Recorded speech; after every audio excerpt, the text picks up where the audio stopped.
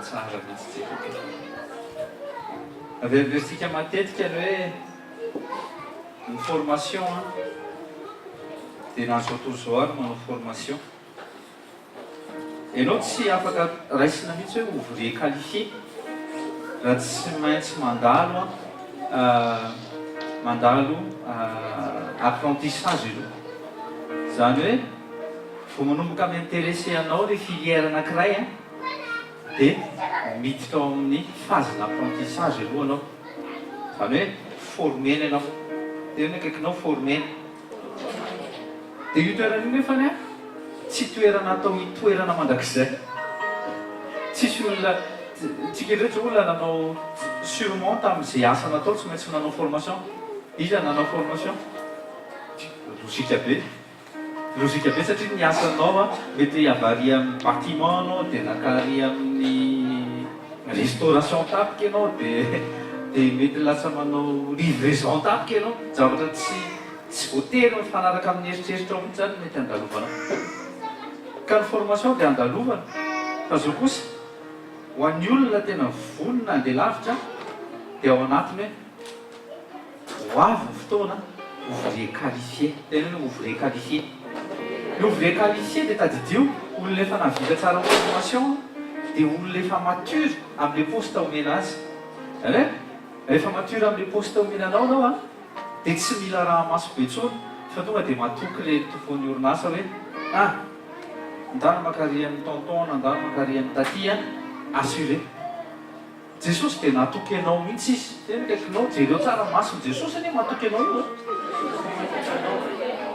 zany ny antony na dia fasany antsika amin'ny professeur le plus grand formateur indrindra dia tadidio fa ny saint esprit ary izy dia mora tsony izy raha misy zavatra tsy hainao tsy mba izy le misy formateur reny raha hitanareo miketiketoka be za koa dia tsy hay fa dia miketiketoany be anao ipiny zay rehefa manao mazany zany tsy izy daholo zany fa berger amin'ny kristy dia tsy manana an'izany toetoe-poso-toe-panahy zany tsy afaka hipedy anareo mihitsy satria ny fanahy masina tena grand formateur fanahy masina afaka miteny amintsika tout de suite ary afaka miteny izy amin'ny alalan'ny fanompona dao tsika mbola hiananisnareo hitsangana andao tsika hiantso ny anaran'i jesosy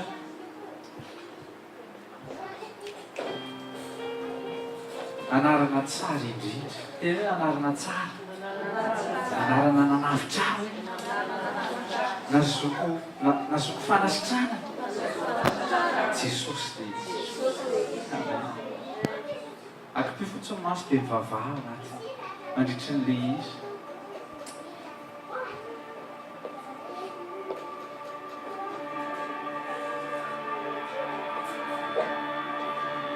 jesosy naranao maintsy mety mity toerana ty managaga tsara nanarana nazoko fahalavotana nanarana jesosy omanazy jesosy otiana iny anarana mampitsoka ny satana mampindoarika amin'ny fahefana rehetra anaranao jesosy jesosy otiana iny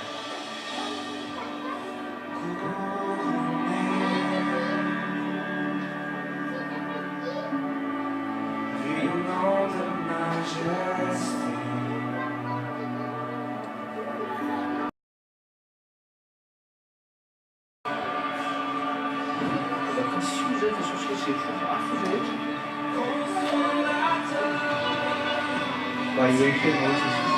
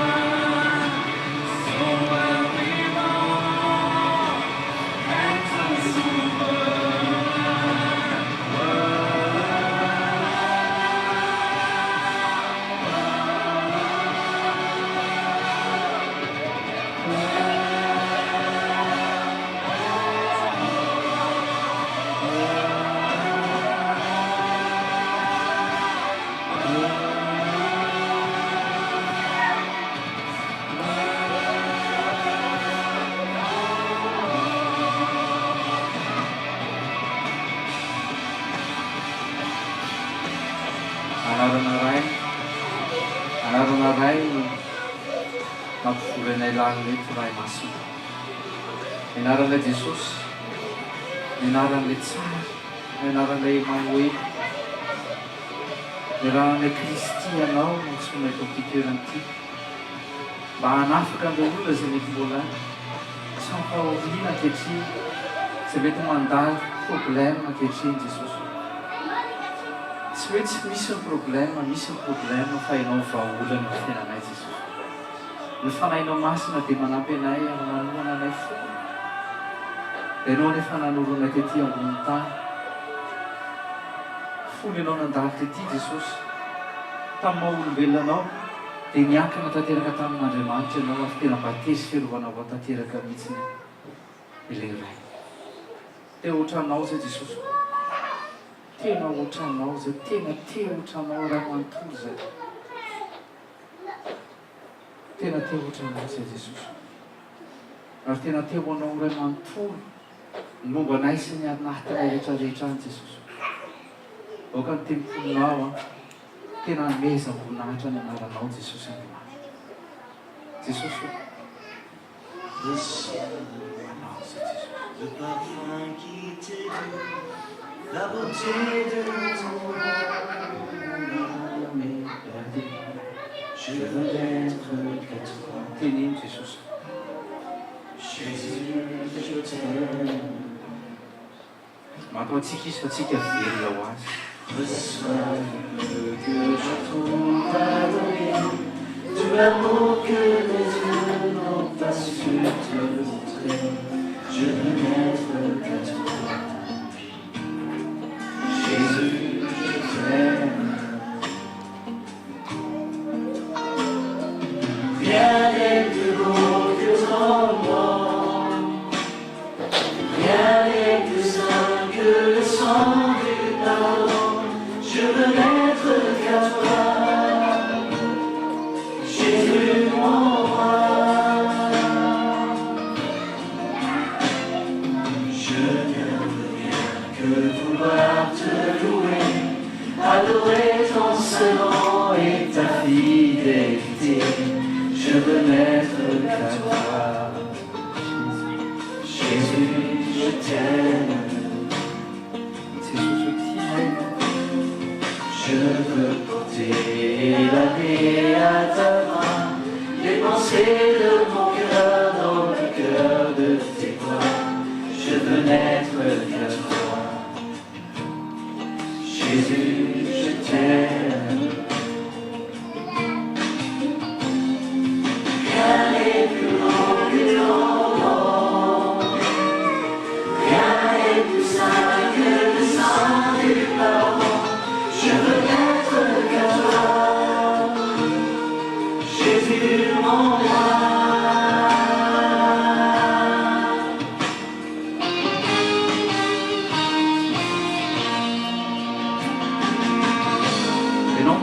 Masina fa toloro tena nareo tahaka ny fanatitra velona. Eo tsy izay manangan-tanana dia manolotra tena manao Jesosy. Manolotra tena manao izay Jesosy Kristy. Tena raiso manao izay raiso fanomezam-boninahitra Jesosy. Fa ampianaranao dia mikely sy manandrano. Fa aoka ianareo masina, aoka ianareo tanteraka tahaka ny fahatanterana indray nareo zanyn-danitra. Natoronao izany satria ianao ny lalana Jesosy dia rehefa izay amin'ny tantana. Itsio ampianaro amboary. Mety mpona mbola mora tery, mety mpona mbola mora latsaka, mety mpona mbola misaina ratsy. Tsy mahay mamela heloka, mitazona alahelo, maloto fo. Ka sio izay Jesosy. Je veux n'être qu'à toi. Rien n'est plus beau que ton nom. Rien n'est plus saint que le sang du pardon. Invoque le sang du pardon. Je veux n'être qu'à toi. Je veux n'être qu'à toi. Je veux n'être qu'à toi. Jésus, mon roi.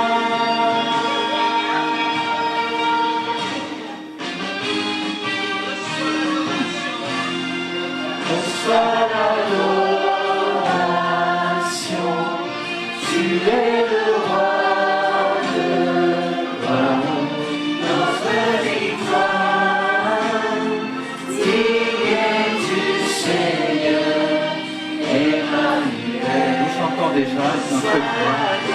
toi la gloire, Seigneur. Nous recevons déjà notre solution. Nous avons déjà notre solution. Digne du Seigneur, Emmanuel.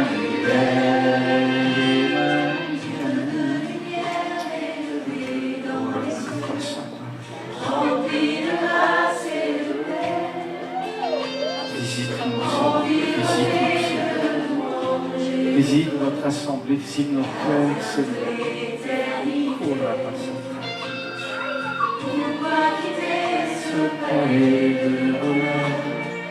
Pour un sentier de misère, Nous aimons ta présence, Seigneur.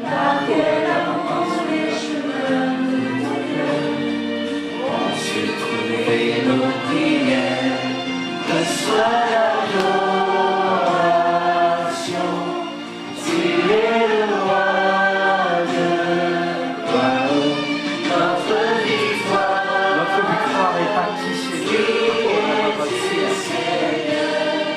Emmanuel, reçois l'adoration. Tu es le roi de gloire, notre victoire. Digne du Seigneur, Emmanuel.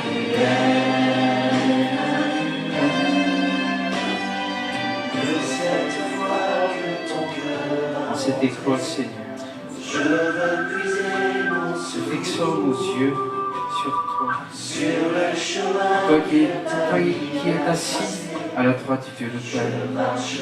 Tu es notre victoire. Tu es notre victoire.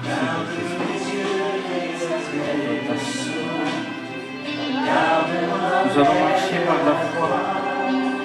Nous allons avancer. La foi en ta parole, Seigneur. Car la victoire est déjà acquise.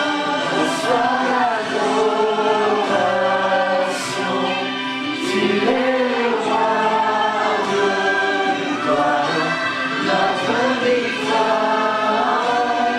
Digne du Seigneur, Emmanuel. Reçois l'adoration. Tu es le roi de gloire, notre victoire. Digne du Seigneur,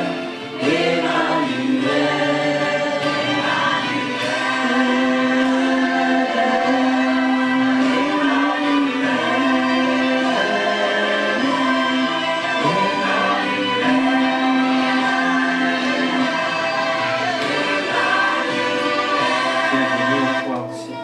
Bienvenue ici. Quel petit peu en demande. Mas foi assim.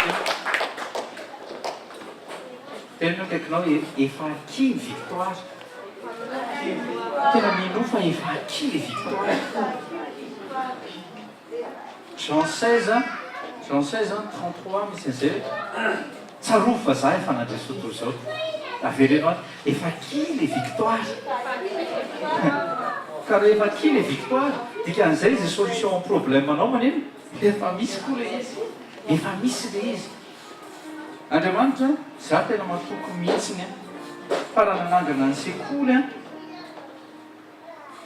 tao anatin'ny fitarian'ny fanahy masina dia efa nanisy nositra izy mba atateraka an'izay programmany ao ambadiky le fampianarana izay mivoaka arakaraky ny sekoly. Raha sekoly ny fanasotranana dia misy ny fanasotranana. Raha sekoly ny fitahiana dia misy ny lalana izay sokafan'Andriamanitra eo fiainantsika mba hitahianantsika araky ny tokony izy. Tenena araky ny tokony izy. Araky ny royaume céleste zany, araky ny tena toerana tokony izy atsika. Raha sekoly ny tokantrano dia misy momba ny tokantrano, hatrany ny vehivavy, mandalo ny lehilahy, ny couple, ny zanaka, génération future mihitsy tonga dia amboarin'Andriamanitra ao anatin'le izy. Ary ao anatin'ny sekolin'ny vahaolana misy ny vahaolana. Zay foana nataontsika ohatra tamin'ny voana nanomboka mihitsy antsika sekoly ny famana olana raha tadidinareo. zay nanao T4 sy T5 zay anala CPE dia mahalala tsara mihitsy hoe kajy indra matadita kajy dia nanao tableau ianao mame problème le fananin'le professeur mihitsy na le maître na le maîtresse ome problème ohatry izy réseau viavy ty tena kaikinao efa tamin'izany aka dia efa hitany hoe mpamaha olana tamin'izany aka izany dia efa hitany hoe mpamaha olana satria omeny problème foana isan'andro réseau viavy ty dia inona nataonao dia montrenao le izy manao tableau anao a mizaratena vaolana dia valina dia asa marika anao rehefa mianatra tsara tsy manana souci mihitsy anao fa tonga dia tsy mitraka fa tonga dia mivalina tonga dia efa assuvé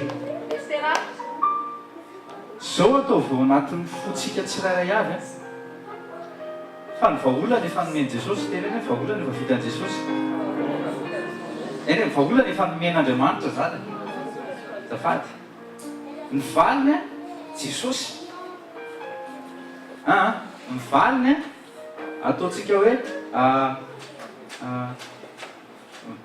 valiny zany mivaly olana zay izy ary ny asa marika ny zavatra vitan'i Jesosy rehetra tety ambony tany no asa marika ary tsy afaka fahafahan'ny Satana mihitsy ny hoe diso tsy afaka manao izy satria tamin'ny rano mihitsy nanoratany teo amin'le vaolana valiny asa marika androany ndraisy ny vaolanao minaran'i Jesosy mieritreritra fotsiny ny Satana hoe anome olana anao dia ianao reo anatin'le relaxa be ohatrany tamintsika nala CEPE ireny indray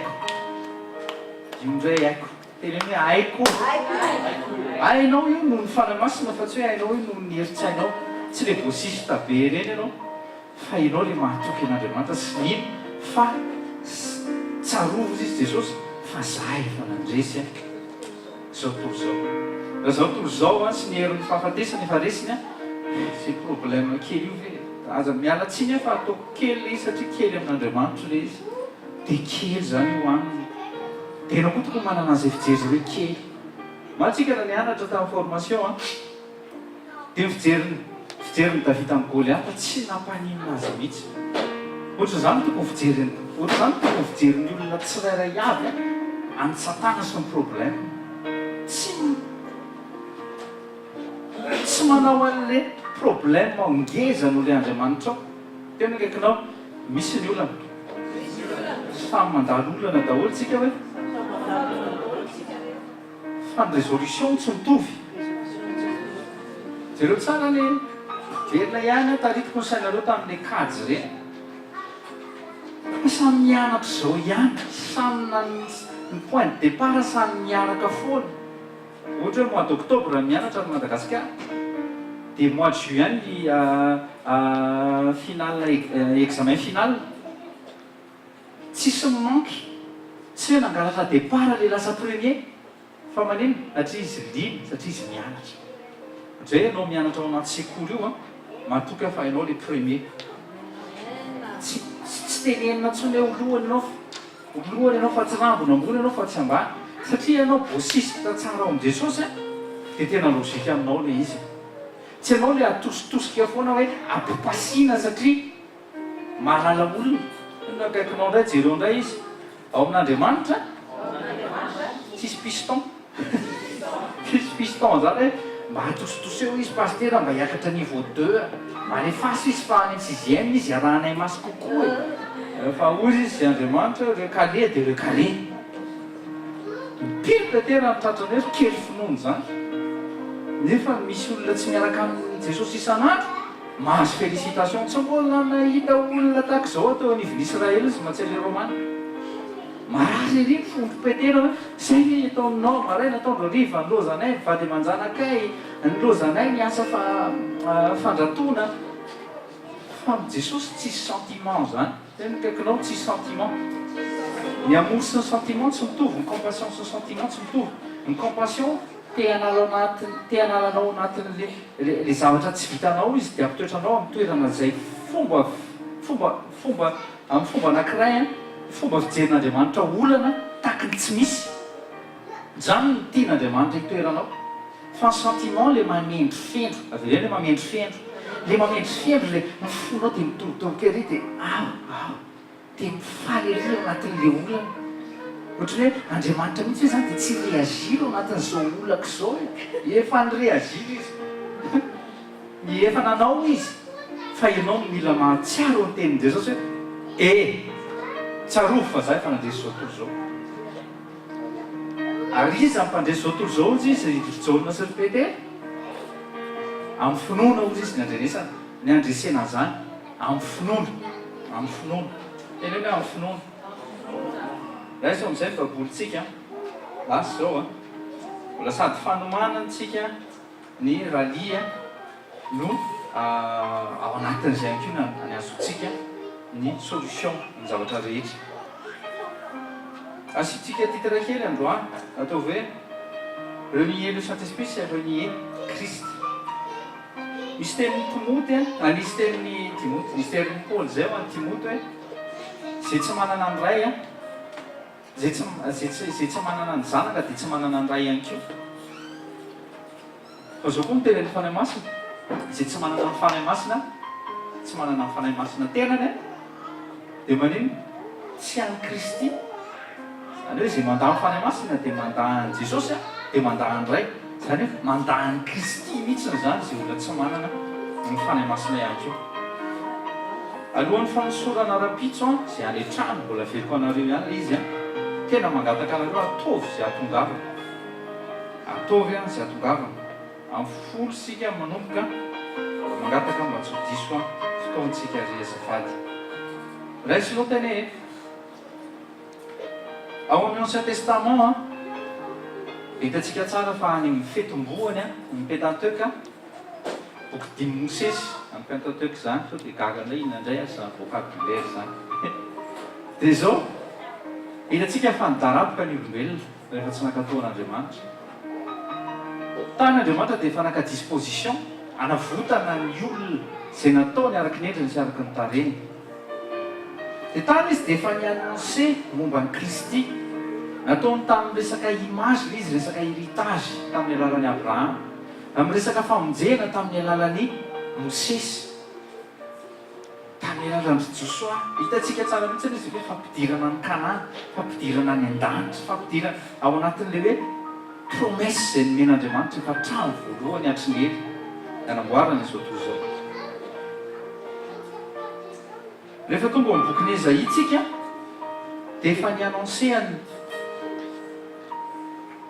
ny fahatongavana zany hoe la venue imminente du Christ tao amin'ny Ezaï le izy tena ny préciseny tsara mihitsy Ezaï 7 Ezaï 9 nareo mahita fa hoe hiteraka le momba le zaza tsy le momba le zaza virgile izy hiteraka dia teneny tao izy any anarany totsiny ahoana aiza teneny hoe Jesosy atsika tsara mihitsy ny sélective be mihitsy n'Andriamanitra tamin'ny naka Maria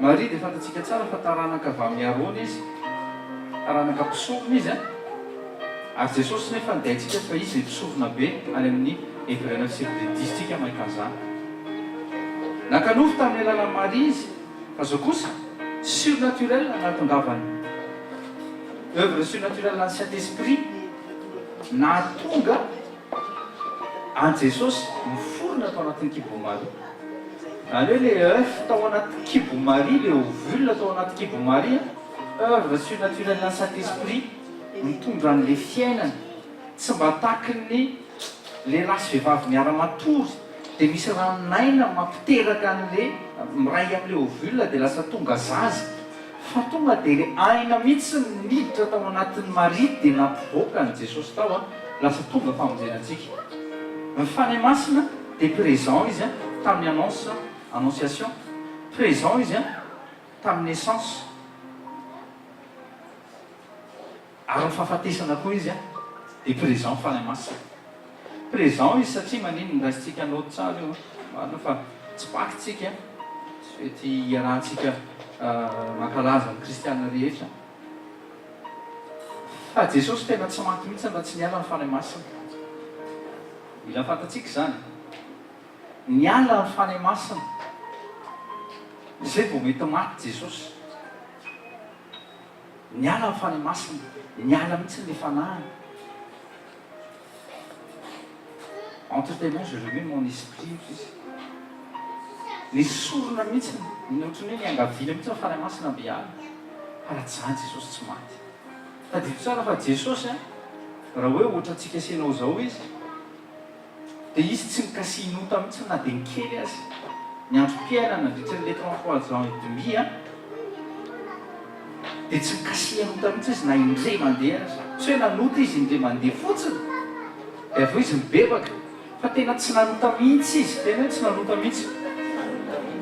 Dika zay, fanahy masina tena alaise indrindra dia tao anatin'i Jesosy.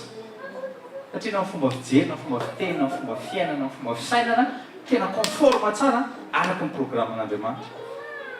Petera moa dia niteny izay mihitsy hoe manahafa ozy izy any Kristy. Izy ny tena exemplaire tokony arahana. Teny mihitsy izy, Paola teny manahafa anay tahaka ny fanahafanay any Kristy. Fa izy tsy miteny hoe manahafa anay fotsiny, fa manahafa anay tahaka ny fanahafanay any Kristy. Satria Kristy ozy izy Petera, izy ny tena exemple parfaite eo amin'ny fiainako sy eo amin'ny fiainantsika tsirairay avy. Présent zany ny fanahy masina ihany koa tamin'ny fahafatesan'i Jesosy. Ary vavolombelona izy. Ny amin'ny tsy maintsy nahafaty an'i Jesosy Kristy. Volombelona izy tamin'ny daroana sy ny kapohana an'i Jesosy mba azontsika fanasitranana. Ary amin'ny alalan'ny vavolombelon'ny fanahy masina io ilay nahazontsika mampianatra momba ny guérison. Ao tsika, ao tsara daholo.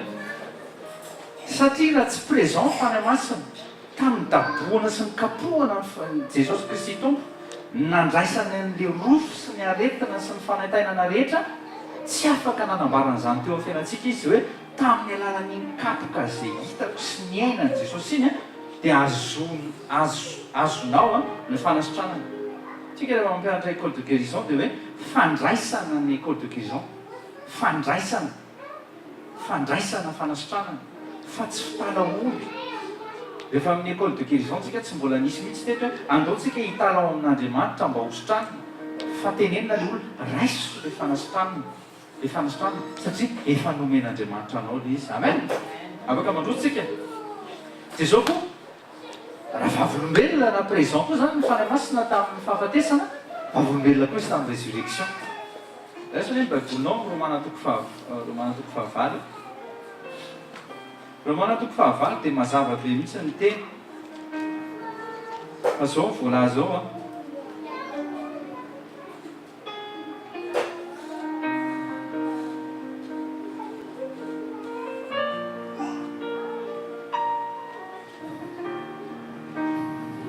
izy.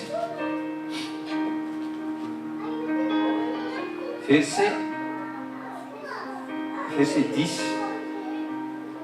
10, verset 11, Romains 8, 10, 11, narra Jesús. Or, si le Christ est en vous, votre corps reste mortel à cause du péché, mais l'esprit est source de vie parce que vous avez été déclarés justes. Et si l'esprit de celui qui a ressuscité Jésus d'entre les morts habite en vous, celui qui a ressuscité le Christ d'entre les morts rendra aussi la vie à vos corps mortels par son esprit qui habite en vous. Amen.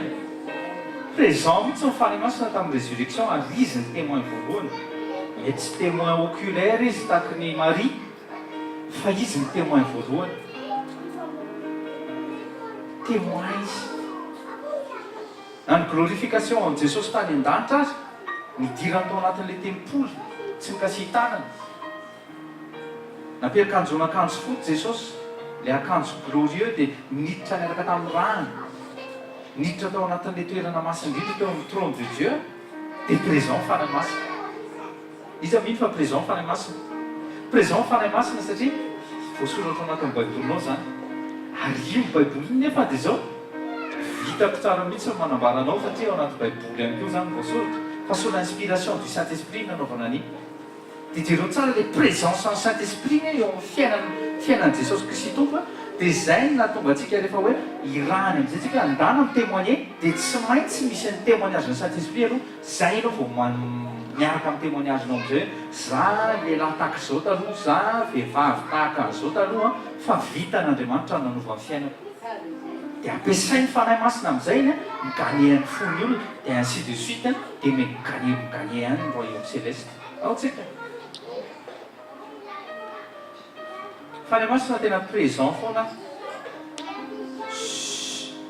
tamin'ny moment crucial an jesosy tena présent foana ny saint esprit ianao raha te hafantatra momba an'andriamanitra momba ny kristy eny dia tsy mahazo miala amin'ny saint esprit eny tsy maintsy eo apotro ny tomboky saint esprit ianao manontany inona ny tian'andriamanitra raisondrainy amin'ny baiboly korintiana faharoa korintiana voalohany toko faharoa izy zavatra efa hay le izy fa asainy fanahy masina verina le izy satria misy fotoana montsy mbola reraka dia mbola ketraka dia mirandray ohatra ny olona tsy manana ny fanahy masina zany ohatra ny tsy manana anazy zany efa ao amin'ny aspect ny fanahy masina hitantsika eo amin'ny Ésaïe 11:2 dia izy esprit de conseil tena kaikinao mba manontany amin'izay conseil ny fanahy masina moa korintiana faharoa korintiana voalohany toko faharoa dia manomboka amin'ny 9.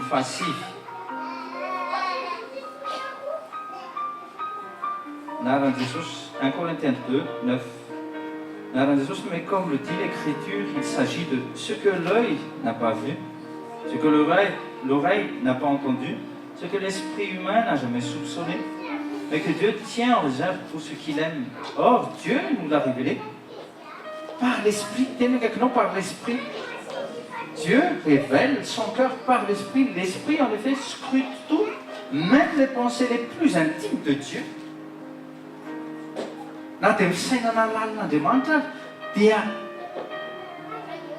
fantatra ny fanahy masina tiako izay tia ao izy izay andriamanitra ary izay fantapitady ahy dia ahita tena ny kaikinao fa tsy amin'ny fomba fisainanao tsy amin'ny fombanao fa amin'ny fomba an'andriamanitra satria andriamanitra dia fanahy dia zay te hiadory azy dia tsy maintsy en esprit en vérité kanefa ianao tonga en esprit zany dia tsy maintsy teraka ao anatin'ny fanahy aloha anao voalohany indrindra mbola misy eto amintsika tsy tera-baovao zavatra tena mbola mampalahelo zany misy mahita amin'ny fanjakan'andriamanitra fa mbola tsy tafiditra ao amin'ny fanjakan'andriamanitra satria mahita amin'ny fanjakana sy ny tafiditra ao anatin'ny fanjakana tsy mitovy ny fananana ny saint esprit ao anaty no antoka anankiray fa efa zanak'andriamanitra no tonga zanak'andriamanitra miala amin'izay le toerana mahasupporteur manatolo dia aoka atao izay tokony atao aminao raha voalaza ao amin'ny Marka 16 fa zay mino sy atao batisy zay mino zay sy atao batisy no vonjeny dia misy antoka be mihitsy zany hoe inona anao avonjy anao fa tsy maintsy mino aloha anao dia atao batisy ianao zay ianao voantsoina hoe vonjeny ny finoana ny batisa dia elo avy amin'ny finoana batisa dia elo avy amin'ny finoana zay moa zany amin'ny teny gasina zany hoe ny finoana aloha mandeha zay vao batisa ny tiako tenena zay zay mety zany fomba fiteniko zany fiain'ny finoana aloha mialohan'ny batisa fa tsy ohatra ny tamin'ny antsika taloha hoe batizena aloha zay vao hoe lasa olo mino zavatra diso mihitsy ny fampianarana ireny dogme n'olombelona zany amin'ny fomba fijery le izy tsy ratsy aoka azavaiko tsara izy amin'ny fomba fijery maolona le izy tsy ratsy fa amin'ny fomba an'andriamanitra diso le izy satria ny zavatra takian'andriamanitra voalohany aloha dia mifandrenesanao ny tenin'andriamanitra fandrenesanao ny bonne nouvelle dia rehefa resy lahatra ianao fa mino amin'andriamanitra dia eo amin'izay ianao mila miara-maty amin'ny Kristy tena miara-maty amin'ny Kristy dia miara-mitsangako velona amin'ny Kristy iny le batisa atao anaty foana anao anaty rano dia hitsangananao avao avelao fotsiny ny fanahy masina no ny asa toy izantsika le izy Verset 11. Quel être humain peut savoir ce qui se passe dans un autre homme? Seul l'esprit de cet homme en lui le sait.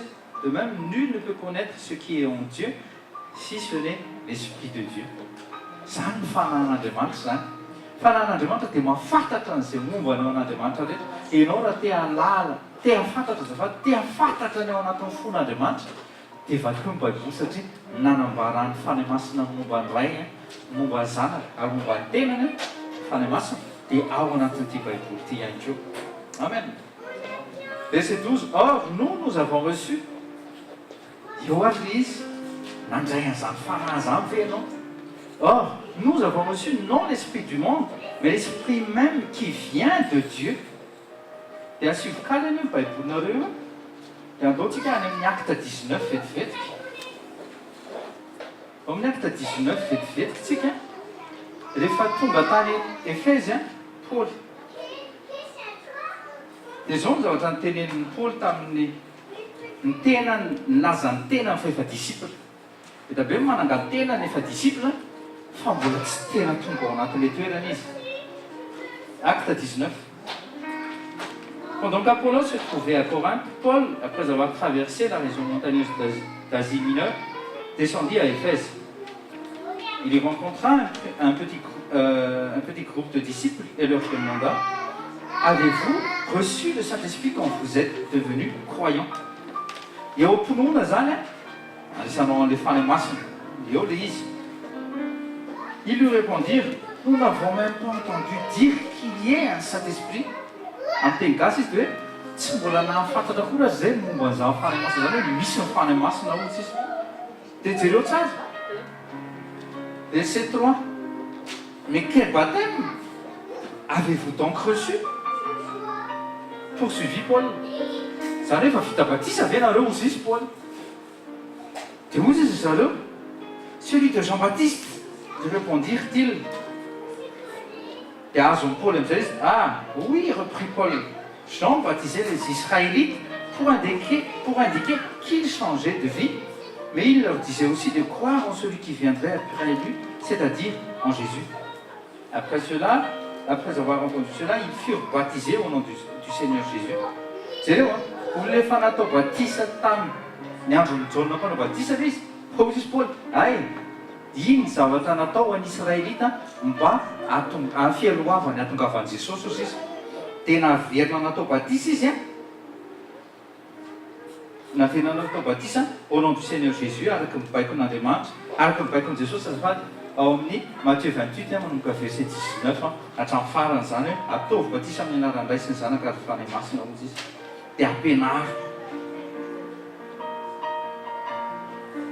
Verset 6. Matthieu 28. Paul, verset 6 amin'ny acte 19 no resahako aminareo zao. Paul leur imposa les mains et le Saint-Esprit descendit sur eux et ils se mirent à parler dans diverses langues et à prophétiser. Ireny amin'izay any amin'ny le 1 Corinthiens 2 teo rehefa namaky tsika dia zao voalaza tao hoe verset 12. Or nous avons reçu non l'esprit du monde, mais l'esprit même qui vient de Dieu. C'est l'esprit de l'Éternel. Les aspects de ce merveilleux Saint-Esprit, dit-il dans Ésaïe 11, verset 2, c'est l'aspect de Dieu, c'est l'aspect de l'Esprit Saint, l'Esprit de l'Éternel, l'Esprit de sagesse, l'Esprit d'intelligence, de conseil, de force, de crainte de l'Éternel, de connaissance. C'est un aspect, un Saint-Esprit zany te se manifester eo amin'ny fiainanao izy mba hahatonga anao solution. Ho an'ny olona teny no kaikinao olo solution za no le fanahy atao anatiko. Androany zao anao mety nieritreritra be hoe andray solution. Fa ay ny tanjon'Andriamanitra aminao helinao mihitsy ny tokony tonga solution. Zay tsy azon'ny kristianina. Tsy diso ianao amboalohany ianao ekeko les enfants. Amin'ny voalohany ianao oui mitady solution. Raiso any tantaran'ny Saoly. Raiso mihitsy hoe tantaran'ny Saoly. Any amin'ny Samuel 8 dia olana no nahatongavany Saoly teo anatrehan'ny Samuel. Halleloja. Vertsinona ny ampondran'ny Kisraely. Dia olana izy, senga olana izy. Dia niaraka tamin'ny mpanompony izy dia hoe misy vola ihany aty fa andao any. Dia rehefa tonga tany izy ny tanjon'Andriamanitra kay ho tonga solution ho an'Israel kay Saoly. Zay tanjon'Andriamanitra. Dia tena kaikinao tsy haiko zay nahatongavanao teto na olana inona na olana inona fa ny Saoly hitany ampondrany a teneno ka tsofo-rano izy ny Saoly hitany ampondrany ianao zany azonao vahaolana fa ny tena hoanin'Andriamanitra hoe ny ao an-tsain'Andriamanitra dia ianao ho tonga vahaolana ho any any ivelany voray Saoly mitady ny ampondra ny lainy dia ohatra izy Samuel vao hita le ampondra efa hita zay zany za mahatonga antsika miteny relax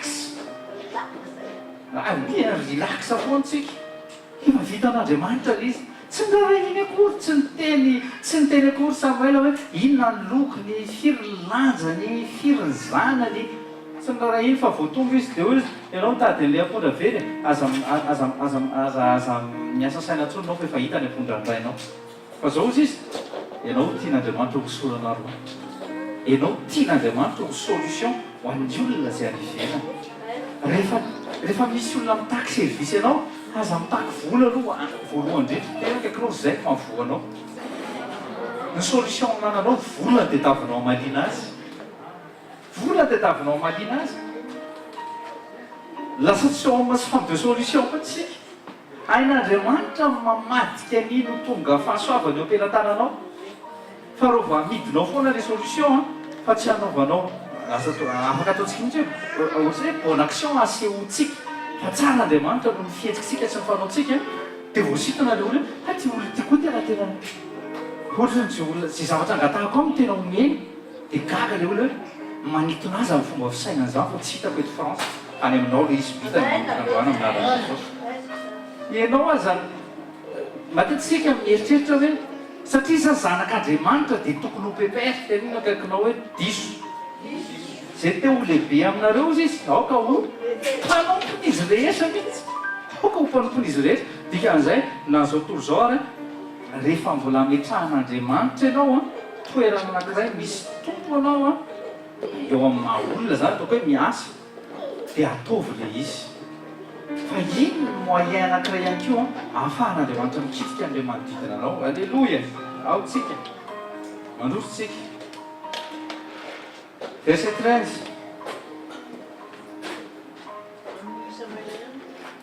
1 Corinthiens 2 verset 12 or nous avons reçu non l'esprit du monde mais l'esprit même qui vient de Dieu pour que nous comprenions tous les bienfaits que Dieu nous a accordés par sa grâce. Misy bienfait zany efa omen'Andriamanitra atsika fa mba hahatonga an'ilay izy hoe azotsika dia tsy maintsy amin'ny alalan'ny fanamasina io izy nomokorina. Et nous en parlons non avec les termes qui concernent la sagesse humaine, mais avec ceux qui concernent l'esprit. Ainsi nous exposons les réalités spirituelles dans les termes inspirés par l'esprit. Mais l'homme livré à lui-même, verset 14, mais l'homme livré à lui-même ne reçoit pas ce qui vient de l'Esprit de Dieu. À ses yeux, c'est pure folie. Et il est incapable de le comprendre. Car seul l'Esprit de Dieu permet d'en juger. Celui qui a cet esprit peut, lui, juger de tout, sans que personne ne puisse le juger, car il est écrit qu'il connaît la pensée du Seigneur et qu'il pourrait l'instruire. Mais nous avons la pensée du Christ. Mifanananao fanamasina zany dia hanananao na ny pensée du Christ azy. Amen. Teneno hoe tena ilaiko ny fanamasina. Be da betsika kristiana te haneho mafy an'i Kristy. Ny sasany maneho an'i Kristy hoe saiza amin'ny alalan'ny fomba fitafiny sy ny fomba fiakanjony sy ny fomba fahamatolo ny volo. Tena kaikinao hoe tsy ao anatin'izay Kristy. Tsy ao anatin'ny fihinanana ihany koa izy satria ny fanjakan'Andriamanitra tsy momba ny ventre tsy momba ny fihinanana fa zay zavatra hohanina ozy izy Paul zay zavatra miditra mivoaka ny fivoahana ihany tena koa tsy ao anatin'izay koa Kristy fa Kristy tena taiseho amin'ny alalan'ilay olom-ba vaovao zay natsangana zasenao io tena taiseho te haneho mafy an'izay fa tsy vitanao zay fa voan'ny olona tsy mba manao ny zavatra ohatrany sépare mon esprit le izy sépare mon esprit le izy zavatra ataonao reo vao tsy amin'ny alalan'ny esprit tsy tafavoaka mihitsy ianao, tsy tafavoaka ianao.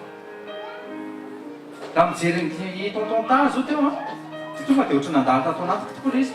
Betsaka ny olona mihira asiana Jesosy ao anatiny. Asiana Jesosy na 55 sara asiana Jesosy kely koa ny anazy. Dia ireo vao kristianina marofirofo, ay tena mivadi-po i 55. Mivadi-po izy, mivadi-po ilay fomba fiteny gasy, fa tsy niova fo sy mivadi-po tsy mitovy. Mivadi-po lasa mampitahotra zany. Fa niova fo mitakian'Andriamanitra amintsika fiovam-po, dia misy le fruit de repentance izay tedavina eo amin'ny fiainantsika. Ao amin'ny acte 1 verset 8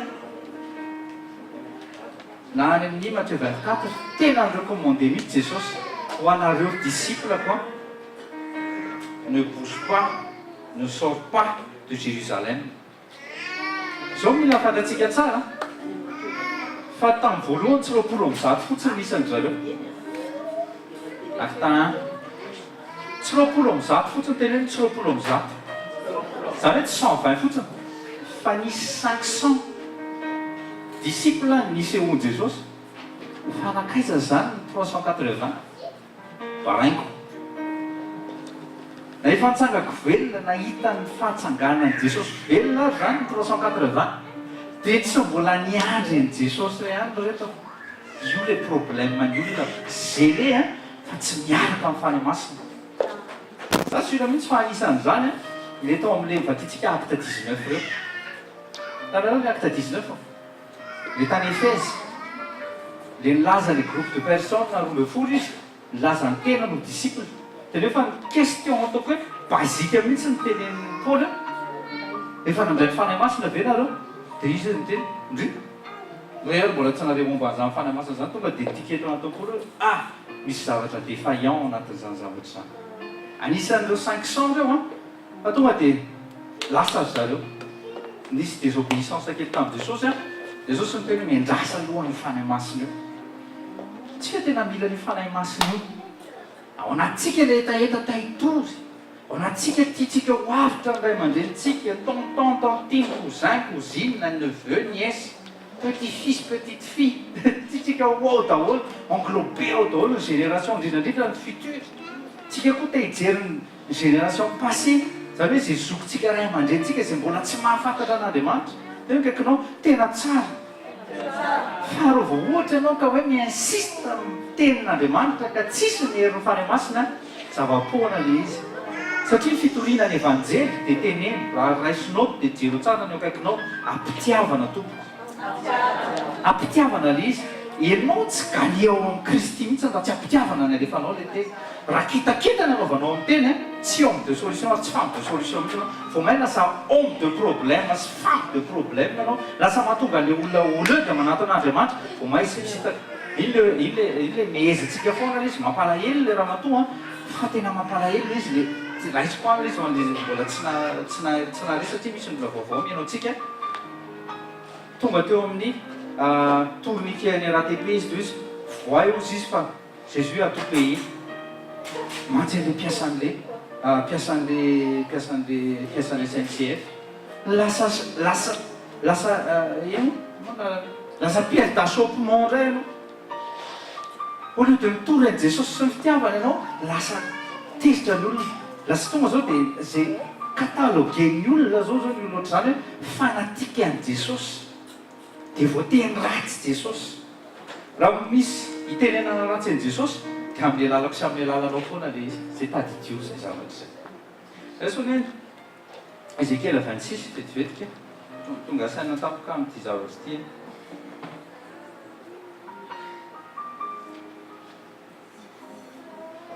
Tsy Ézéchiel. Ézéchiel 36.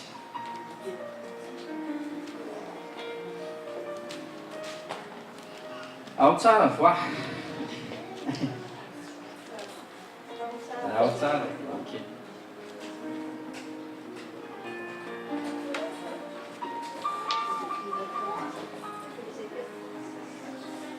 Ok. Manomboka verset 20. Ézéchiel 36 manomboka verset 20. Ézéchiel toko fa enina amby telopolo manomboka amin'ny andimy faharoapolo. Jesús. Et lorsqu'ils sont arrivés chez les nations parmi lesquelles ils ont été bannis, ils m'ont déshonoré, moi qui suis saint. En effet, on disait à leur sujet, ces gens-là sont le peuple de l'Éternel, mais ils ont dû sortir de son pays. Alors j'ai eu égard à ma sainte personne. Io le anaran'ny masina. Le anaran'ny masina.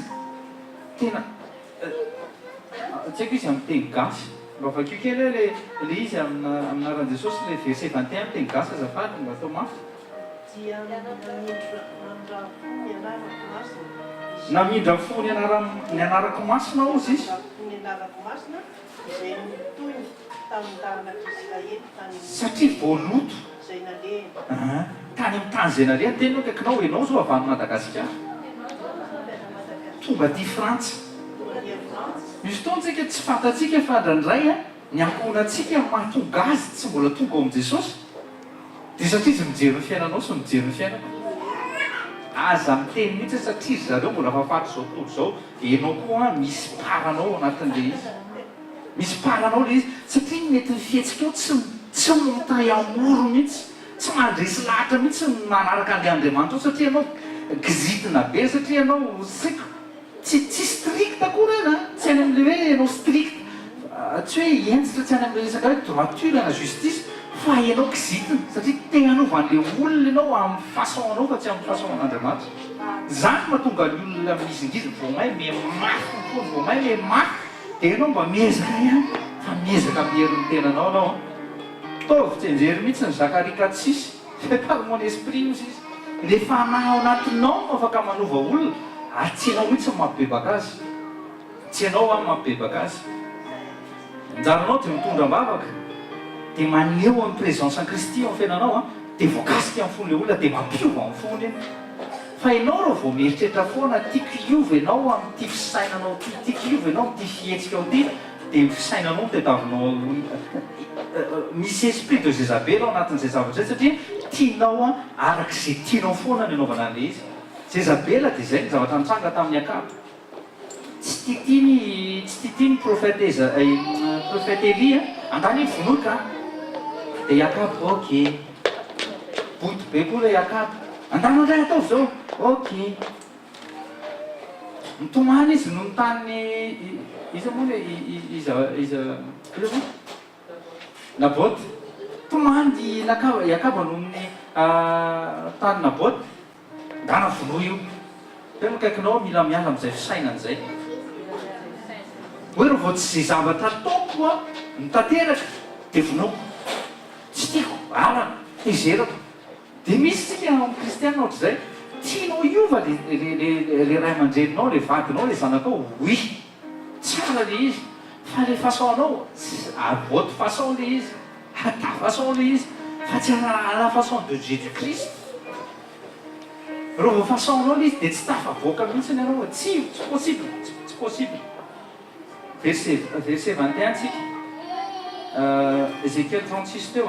Alors j'ai eu égard à ma sainte personne que la communauté d'Israël a déshonoré parmi les nations où elle s'est rendue. C'est pourquoi dis à la communauté d'Israël, voici ce que dit l'Éternel, le Seigneur éternel. Si je vais intervenir, ce n'est pas à cause de vous que je le fais aux communautés d'Israël, mais c'est par égard pour moi-même, moi qui suis saint, et que vous avez déshonoré parmi les nations chez lesquelles vous êtes allés. Amen.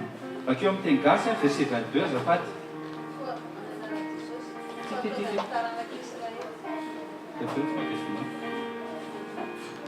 Amin'ny anaran'i Jesosy koa ataovy amin'ny taranaka Israely hoe izao no lazain'i Jehovah Tompo tsy noho ny aminareo no hanaovako izany. Teneno akaikinao ny zavatra ho ataon'Andriamanitra eo amin'ny fiainanao tsy noho anao mihitsy.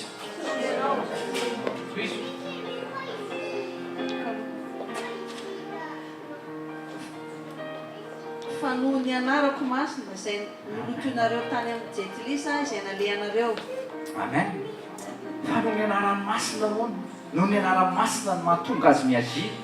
Dia avy eo izy miteny verset 25, je répandrai sur vous une eau pure afin que vous deveniez purs. Je Je vous purerai de toutes vos souillures et de toutes vos idoles. Zany mahatonga antsika voasasa sy voadio mba hahatonga antsika ho obéissant sy tsy afaka hidéshonorer ny olona any anarantsony aorianao ary ahafahan'Andriamanitra manifester ny fahatsarany sy ny fitiavany eo amin'ny fiainantsika tsirairay avy amin'ny alalanao. Tena hoe amin'ny alalako. Raisinoty, tsika tena tsy manana, tsika tsy capable mihitsy tsika ahafantatra ny Kristy raha tsy noho ny fanahy masina. Raha izay, tsika tsy ahafantatra ny ninona momba ny royaume raha tsy noho ny fanahy masina ihany koa. Fanahy masina daholo mahatonga an'izany zavatra rehetra izany. Ary Jesosy efa clair et net mihitsy rehefa mandray ianao Jean 14. Ao Jean 14 dia tena minazava be mihitsy. Ny promesse de Jesosy momba ny Saint-Esprit manomboka verset 15. Si vous m'aimez, vous suivrez mes enseignements et moi je demanderai au Père de vous donner un autre défenseur de sa cause, afin qu'il reste pour toujours avec vous. C'est l'Esprit de vérité, celui que le monde est incapable de recevoir parce qu'il ne le voit pas et ne le connaît pas. Mais à vous, vous le connaissez, car il demeure auprès de vous et il sera en vous. Dernier verset 26. Mais le défenseur, le Saint-Esprit que le Père enverra en mon nom, vous enseignera toutes choses et vous rappellera tout ce que je vous ai dit moi-même. Alléluia. Any amin'ny Jean 16 nareo mbola mahita ihany koa. Jean 16. Ao ny œuvre du Saint-Esprit manomboka verset 7. Pourtant, c'est la vérité que je vais vous dire. Il vaut mieux pour vous que je m'en aille en effet. Si je ne m'en vais pas, le défenseur, le consolateur, ne viendra pas à vous. Mais si je m'en vais, alors je vous l'enverrai. Quand il sera venu, il prouvera au monde qu'il s'égare au sujet du péché. Izy ihany ny convaincre ny olona amin'ny péché. Tena kaikinao, ianao tsy mampibebaka olona zany. Fa ao anatin'ny zavatra tsy takatry ny sainao mihitsy ianao. Ao anatin'ny zavatra tsy takatry ny sainao mihitsy ianao. Mitory fitiavan'Andriamanitra dia mahatonga ny olona mampibebaka azy, mahatonga ny olona conscient momba ny antsoina hoe olona mibebaka. Dia voalohany indrindra, conscient izy hoe pécheur. Raha vao tsy mbola conscient ny olona hoe pécheur izy, ça ne sert à rien zay vavaka ataony io. Mivavaha tsara tsika tsara avy ny fiomanana amin'ny 8 octobre io. Fa misy 3 parties kofana amin'ny ran'i Jesosy mba tsy ho tafitafian'ny Satana tsika. Amen.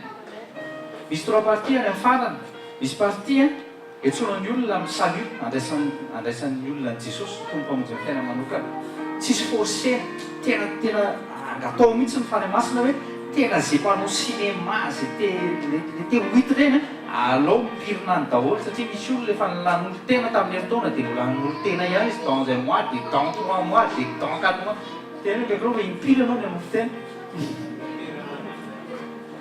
Azonareo nga mara tiako teneny, misy olona manaotra zany mifanolora-tena. Oui, indray mandeha mifanavaozanao voady oui tsy manino. Hoe Jesosy diso avy, bebaka avy. Alefa verina aminao, verina ao an-trano takan'ilay zanak'adala. Manjisaky mietsika kely dia manolo tena. Mandeha séminaire indray dia hanolo tena. Mandeha profetaria dia hanolo tena. Mandeha amin'ny apôstôly dia angamba fanoran-tena valable kokoa atao amin'ity apôstôly ity. Misy manana te-pohatra zany, tsy manana assurance ny saluany izy. Zay angatao ambavaka tsara zay, devoir de mise en antsika zay. Hoe ny olona zay hanolo tena amin'io, tena olona sincère, tena sincère mihitsy zany, anatin'ny sincérité de cœur mihitsy hoe tena olona hanolo tena marina ho an'i Kristy. Dia ny fanahy masina no mamangy azy. Zay le Jean 16 fanahy masina no mamangy. Manohana n'ilay vavakantsika tsirairay avy ao ambadiky le fiainan'ilay olona. Ana dia tsy mbola hitanao ary izy tena kaikinao tsy koana tsy hitako azy. Na tsy fantatrao azy, ianao mety mieritreritra hoe le vavy iny mihitsy tena tonga mibebaka Jesosy, le raha matoy iny, le zanako iny na le rahalahy iny. Tsy mila manao an'izany ianao, alefaso le vavaka. Fanahy masina mahafantatra an'izay tokony ataony hoe itsy mivangiko. Ary fanahy masina rehefa mikitika fon'ny olona, voakitika mandrakizay. zay mahatonga ny olona misy manao fibebahana lasa hoe fibebahana samboka satria lasa kisarisarina fibebahana le izy fa tsy vrai repentance dia mahatonga ny olona miverimberina foana le retour raha jerevana amin'ny écran dia miakamidina ohatr'izao ohatrany le nofaty reny fa raha pip maty tsy ianao ntsony zany ary tsy vatsony koa zany amin'ny ara-jesosy miala amin'izany tsika amen.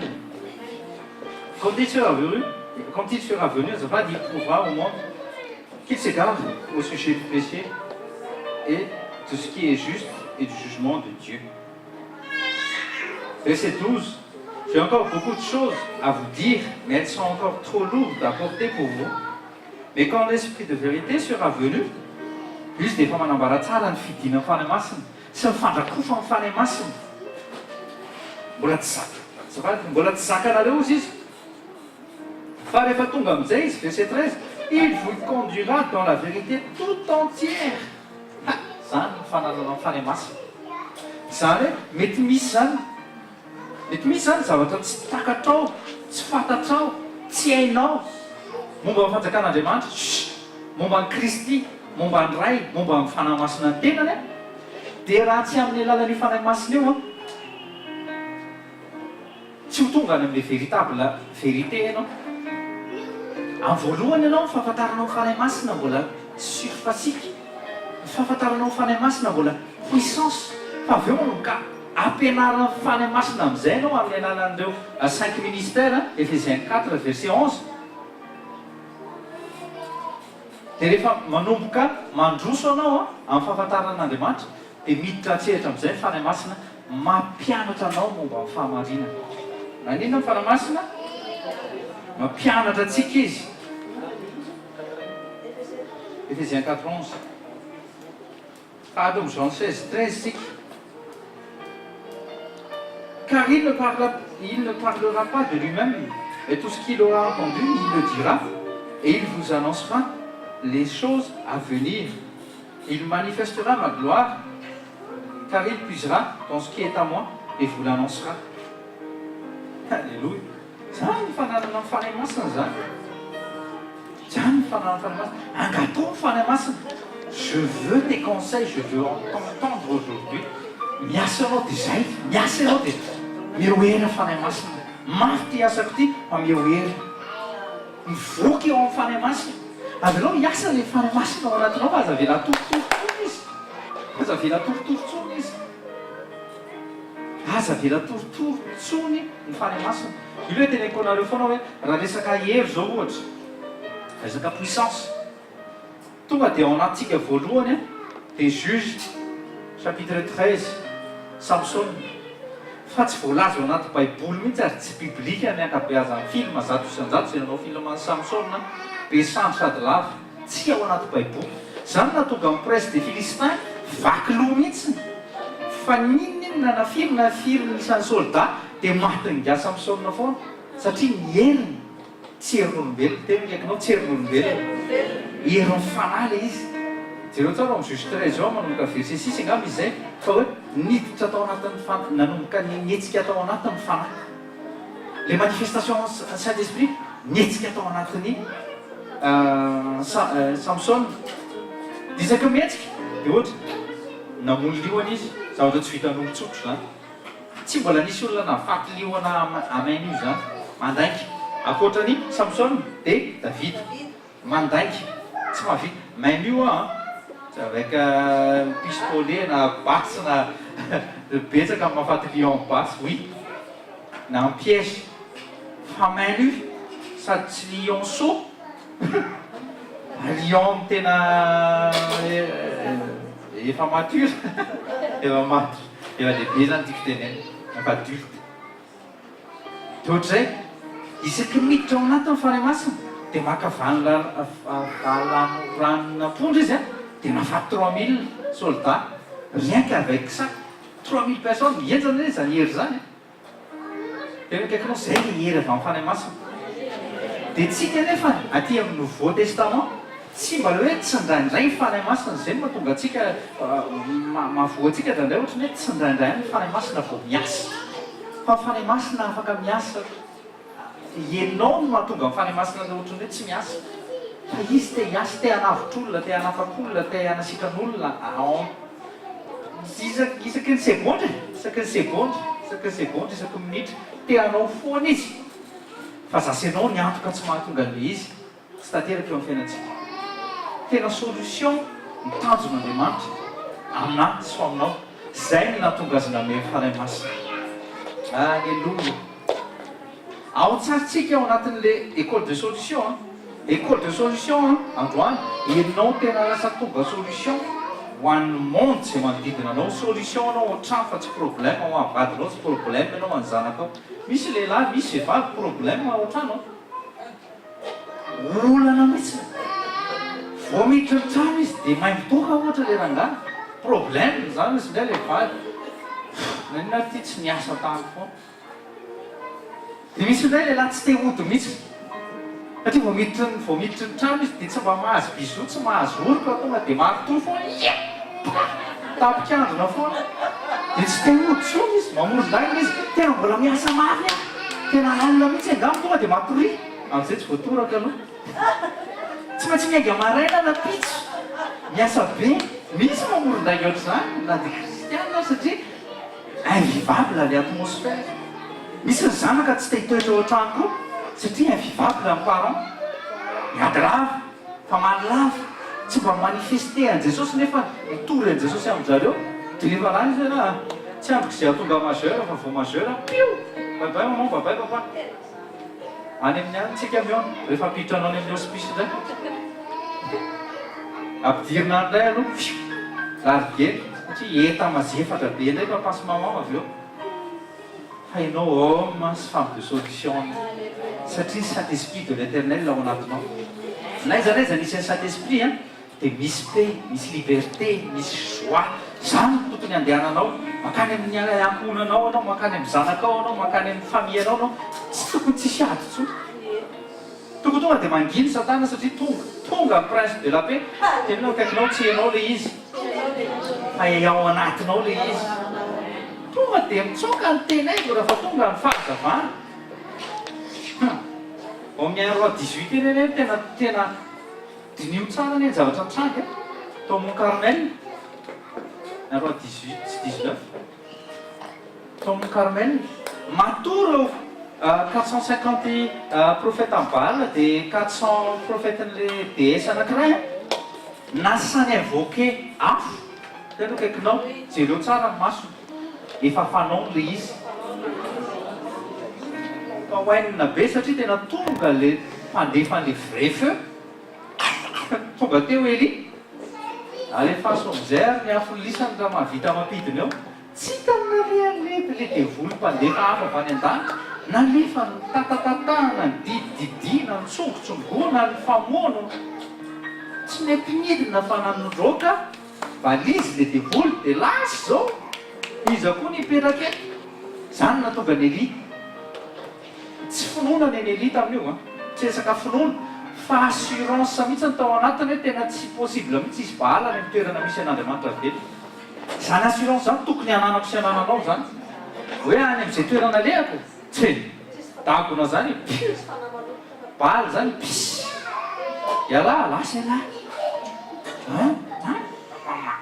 ianao koa mila mahay midefia tsara mihitsy ianao Krishna Vishnu hoe nafy mianarana nomoa lasy osta maza aza ino le manjoka avombenana anareo vao mifo ako dia mantenenika any le izy mba hanamafy atsika tsara mihitsy dia ny zavatra nitranga tamin'izay tany amin'ny grandes écoles ako dia nisy namaky 2 fois de suite ataoko hoe entre 3 semaines teo ny tranony papanay dia zany soupçonnen'ny zareo tamin'ny voalohany za inona koa zany zavatra zany avy eo izy nakany amin'ny Comoriana dia nanisy albadira eraky ny trano tsy tamin'izany fa tsy alaise mihitsy inona koa ary tony zavatra to nefa nefa lahady zay avy eo ndao hivavaka re mihitsy le izy fa voly fo tsy rarahako na izy amin'ny anarany Jesosy hita amin'ny papako tsara amin'ny anarany zao nangompo daholo le albadira nataoko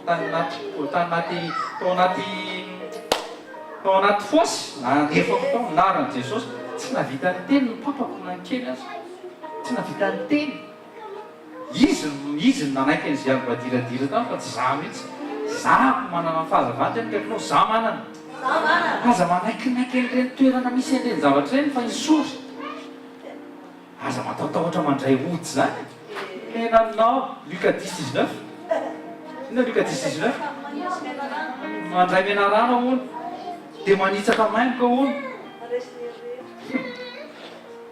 tena kaikinao fa ohatry ny ahoana ny herin'Andriamanitra ao anaty koa mbola tsy hitanao izy hoe fa manomboka androany izy avokako amin'izay alleloia zay tsika tena soldat tsika ny soldat manana assurance mihitsiny ny soldat ny Amerika zao ny marisa dia mihevitra ny tena be mihitsy hoe favy raha misy marisa tonga any Madagasikara dia hoe tena za je suis le maître de tous les soldats ny Madagasikara satria moi je viens d'Amérique za manana ny basy tena faran'izay taopy manana ny akanjo faran'izay taopy manana drone manaraka misy sous-marin manara-maso zany ny anazy ho izy ianao gasikely io ianao hoe tsy mbola basy tamin'ny 1900 le fomba fisainana zany tonga dia mipetraka ianao raha ohatra ka soldat amin'ny Kristy tokony manana plus nyzany ianao ny anjery Jehovah mitombo manodidina anahy amen inona tokony atahoranao ny fanamasina fanamahiaka ao anaty inona ny atahorako n'izay témoignaka tsiko hoe azonareo fa mampitiny fanamasina ao tenena androany hoe tsy tena manany ianao assurance ferme amin'izay voalaza rehetra ao anaty baiboly satria teniny io dia izy mahatanteraka an'io fa zao ny anjaranao mandeha tahaka ny Joso mandeha tahaka ny David manaraka ohatran'izao fotsiny dia mandresy dia mandresy dia mandresy ny antsoina hoe mandresy mamaolana tenena hoe antsoina hoe mandresy mamaolana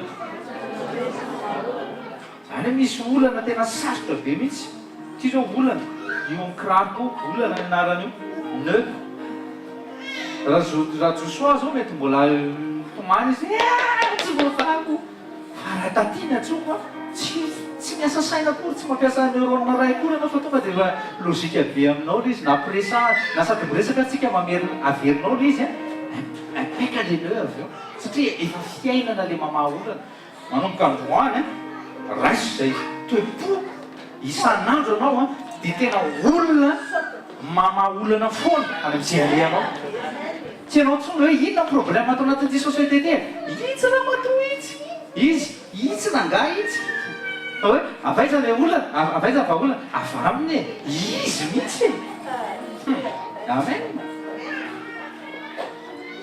amen soko fa volombelona tena ny salon zay tena nasorena be mihitsy ato dia za koa tao anatin'le préparation izy zany dessiné an'le izy le chargé d'affaires zany les commerciaux tonga dia mikorapaka be ao anatin'izy ahoana ny résolviavana an'ity sy ny karazana dia ray natombo zay le sagesse tena kaikinao zay le sagesse divine tsy mila ny sagesse ny Salomon tsika tsy mila mangataka ny sagesse ny Salomon tsika fa sagesse de Dieu divine no ilainao aza mangataka ntsony hoe mio sagesse ny Salomon fa ny sagesse ny Salomon fantatsika tsara hoe nakaiza le izy mitondran'Andriamanitra mitondran'le orgueil anazy satria tsy zakan'le izy dia natoroko an'le olona izy ataoko hoe en 30 secondes tena faran'izay mora dia vita le izy dia nilama avy eo sendra mifarina tafaresaka tamin'ny hitako le DG nay dia tafaresaka tamin'le Daniel zay le Daniel zany tompon'le projet izy mikarakara azy dia zaho tsy nanintsiny akory fanerava fa tena tonga dia teo masin'olona be da be teo tonga dia nitabataba be le Daniel tena teo daholo izy izy retolo reto matsyle directeur général fa raha tsy teo tomiozy izy tsy mivahy ny olany faly be le directeur zany ndray mielatra tao anatin'izy inona koa ty dia mijery daholo io fa inona zany qu'est-ce qui se passe tanao ohatr'izay mihitsy nle izy tena kaikinao ohatr'izay koa mitrango amin'ny fiainako za tsy manana satisfaction amin'izay zavatra zay hoe za foana favavolombelona le izy satria zavatra niainako dia haiko mizara an'izy aminareo satria expérience nananako niaraka tamin'ny fanahymasina le izy mba tiako ianao anana an'izay zavatra hoe misy problème ao anatin'ny société tsy ianao le tonga dia hoe inona koa ty dia rahapirinao nentanao dia lasa ianao fa ianao miketrika fa ny masinao fotoana zao anangatana ny zanakao tonga dia ianao mamaha le olana gaga ny olona anao am'izay zao promotion aminaran'i jesosy any keo naran'i jesosy tsofina rano anao e tsofina rano anao aminaran'i jesosy toizana andraisina anao ty agny anazytsika tsy mahafantatra amin'ny royaume koa tsika zany raha tsy manana saint esprit tsy révélé amintsika mihitsy amin'ny baiboly raha tsy manana saint esprit ça sert à rien de regarder hoe tamin'iza amin'ny baiboly tena tôly indrindra zany mbola cartésien be zany zany le mbola le 1 plus 1 égale à 2 tsy maintsy provena foana hoe ne seconde à 1920 e 1800 firy e za mbola manana baiboly ao totana tamin'ny 1800 dikan'izay le 1900 zany tsy de valable kokoa ma misy manao an'izany mitady an'le hoe tena mitady an'le tena hoe efa mitady an'le hoe efa tena baiboly faran'izay tôly indrindra mihitsy misy dia misirkule anaty FB any hita ny baiboly voalohany nysoratra raha mbola mena teo amin'ny hoditra inona nafaka ty misoratra tamin'ny taratasy hita ny nanasitra anaty misoratra tamin'ny taratasy tsy izy hoe tsy maintsy misoratra tamin'ny raha mbola mena dia tena saint esprit mihitsy de anao fitapitahany satana tena ndraikinao tovy any fomba fijery fitapitahany satana amin'ny zavatra tsisy dikany eo dia tena zay mihitsy zany le izy hita ho ny évangile ny izy moa tena juda dia iny efa misy évangile valideny jesosy mbola lasa ndray mitady le évangile hoe censé hoe évangile moa tsy hoe censé moa zany fa hoe évangile le mpamatika an' jesosy dia eo dia misy an'le kristianina mamana ndray dia manao gemme koa gemme tsy azoko mihitsy n'le olona mity gemme ty za mitenareo fa manao gemme ny Jean verset Jean 3 verset 16 mbola vitsy no ny kiraro moboutin moa ianarany kiraro ohatry sérieux zany 450 gemme sa 450 000 gemme kiraro gemme kristiana ny atsasany aro Jean 3 16 efa haiko tsy mila ataoko gemme tso fa efa atao toko aina raha mba atao gemme fonofona amin'ny olona hoe gemme vraiment jany moa za mba misy trasako manaonao an'ireny hoe gemme kiraro sy an'ireny fa be desy hoe j'adore au moins mamay ny verbe adorer dia ho an'Andriamanitra na mivadinao raha za miteny tsony hoe je t'adore za mbola tsy niteny ireo matoy mihitsy hoe je t'adore j'adore Dieu mais je l'aime ary tena tiako mifoka raha manontolo mihitsy izy sambatra manana azy io ianao koa sambatra manana any anao ka aza mitsiriritra any anao fa ana io aza koa tsy mitsiriritra any anao fa anao any anao tiavo izy amen za mahatonga atsika tsy maintsy mitady tsy akiato tena hoe mitady tsy akiato na efa nisy manifestation saint esprit mienjana be mihitsy teo amin'ny tenanao fa mbola tsy mienako mitedava plus tedava fanay masina aza mitsatra mitady an'io tena aza mitsara aza mijanona am' jesosy asao ana miatraha pastera dia mipitika any anjena nanao tsongolo batita so périeux torana andritsy ny adiny ray tsy zany ny sensation ilain'ny fanay masina fa ny fandraisanao azy après hoe tena laizy izy eo anatinao misy olona tsy mianjera mihitsy mbola masy-piainana kokoa no le mpianjera lavy maro za misy olona voaria lavitra dia mipitika na rehefa nompon'Andriamanitra ary mametra-pantena so dia mba matsiro zany dia mba filo mizany zavatra non mafany masina ane manao an'le izy fa zay koa fana masina tena tsy zaza ny zavatra zany tsy fantako zany zany mahatonga ny fanompon'Andriamanitra avy eo lasa tsy maintsy manaraka ndraindray mandoarika kely dia mitesa mandoarika dia ao ampiasatana ndraindray allo tsy afaka andeha lavitra tsy mitsy rehefa mianjera tonga dia mitrahatana délivrer ianao tsy afaka tonga zanak'Andriamanitra raha tsy no fanay masina raha isonao tokoa zay Romains 8 verset 9 à 11 tsy anazy ianao izy tsy anazy ianao tsy anazy ianao reo vao tsy manana mifanahy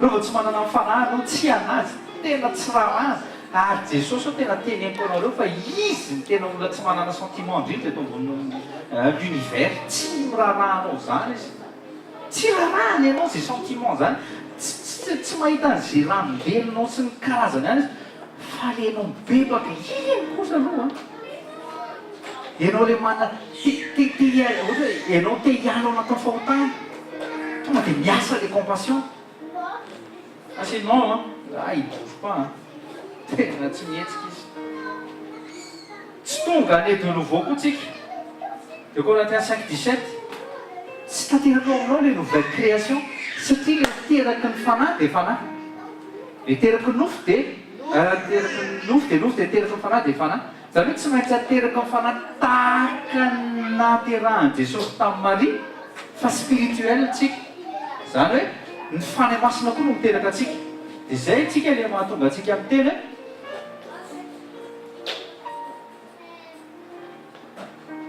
tsy fahalalana le mahatonga atsika le miteny hoe raiko ara-panahy ny rainao ara-panahy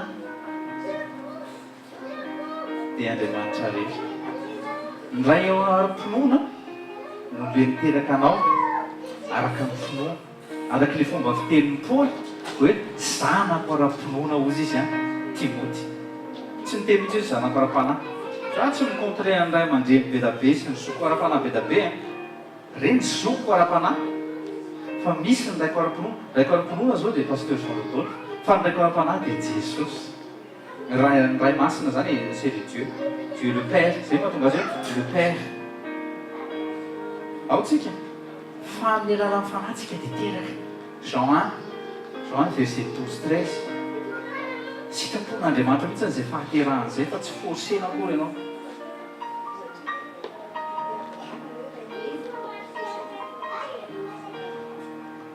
amen ny assemblée tsy manana mifany masina dia maty ianao zany tsy afaka tenena mihitsy hoe assemblée des saints satria ny saint dia olona sanctifié misapart ary ny fany masina no sanctifié anao ny fany masina no mettre anao à part ao tsika ny assemblée tsy manana fany masina dia maty be da be no olona misassemblée amina million fa tsy miappartenir amin'ny corps du Christ izy dia tsy ao ny fany masina dia tsy ao izy tsy anazy zany Romains 8 verset 9-11 oa raisinao daholo zany fa mamarana fotoantsika ma raha vao tsy manana fanahy masina ianao miaraka amin'le aspect surnaturel Ésaïe 11 verset 2 matetika ny olona raha vao mieritreritra amin'ny fanahy masina dia miracle tenakakinao hoe oui marina zay fa adiny olona le fruit de l'esprit adiny olona le amour ny amour raha tsy misy ny fanahy masina tsy misy ny pera vao tsisy ny fanahy masina tsy misy ny joara vao tsisy ny fanahy masina tsy misy miracle afaka misy anteo ny fanahy masina inona ny anarana magie tenakakinao magie fa satana tsy afaka manao amour le véritable amour tsy vitany manao an'iny sandoka iny hoe misandoka an'iny azafady tsy vitany misandoka an'iny fa miracle oui iny le tenentsika hoe Jesosy nandeha ambony rano dia be da be zao mandeha ambony piscine fa Jesosy raha nandeha tambony ranomasina nanova amin'ny fony disciple ho tonga pino izy fa tsy ohatran'ny olona sasany mandeha ambony piscine dia alors aza mba tsatratsika aloha mandehandeha ambony piscine zany fa amin'ny anaran'Jesosy tonga dia miletika tsara mihitsy c'est sûr aza matahotra mihitsy manona anaran'i Jesosy ka sur le rano amin'ny anaran'i Jesosy tonga dia lasa miova rano mitsoaka le devolo mitaky eo ambany misy devolo eo ambany le aspect surnaturel amin'ny fanahy masina tsy hoe miracle fotsiny tena any amin'ny farany le izy any amin'ny farany mihitsy ary zay zavatra zay tsy hoe tsisy le izy fa misy le izy tena hoe misy le izy ary manaraka an'le mino le izy fa tsy te daviny le mino tsy miprésede amin'ny mino le izy fa aoriana le izy aoriana manaraka an'izay mino ny famantarana sy ny fahagagana. Raha ohatra zany ka ny premier témoin Kristy dia Saint-Esprit, dikan'izay ianao tena tokony associé anao tena total izy. Raha te hitémoigner ny Kristy ianao a, tsy maintsy associé anao voalohany a, dia tsy maintsy ny Saint-Esprit. Dia mikaikinao tedavo izy. Andrositsika raisinoty. Tsy misy évangélisation zany raha tsy ny Saint-Esprit maniraka. Tsy misy récolte âme zany raha tsy ny Saint-Esprit ihany koa. Tsisy âme se repentir raha tsy ny Saint-Esprit.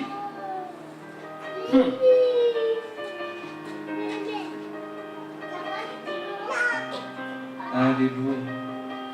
Ny témoignage ny Saint-Esprit dia tadidio fa zavatra surnaturel foana ihany koa. Ary avec puissance foana. Tena hoe avec puissance. Atytsika vao miresaka puissance. Tsy maintsy miresaka puissance tsika satria rehefa miresaka zavatra surnaturel ianao a, tsy maintsy zavatra midinto hoe surnaturel ny zavatra hoe dépassé ny monde naturel ny dikan'izay. Fa Saint-Esprit tsy te se manifester foana amin'le zay foana hoe le puissance foana ny ahafantarana azy.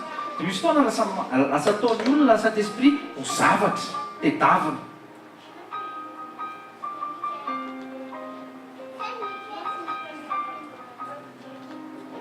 Tsy ohatran'izay mihitsy ny fanahy masina.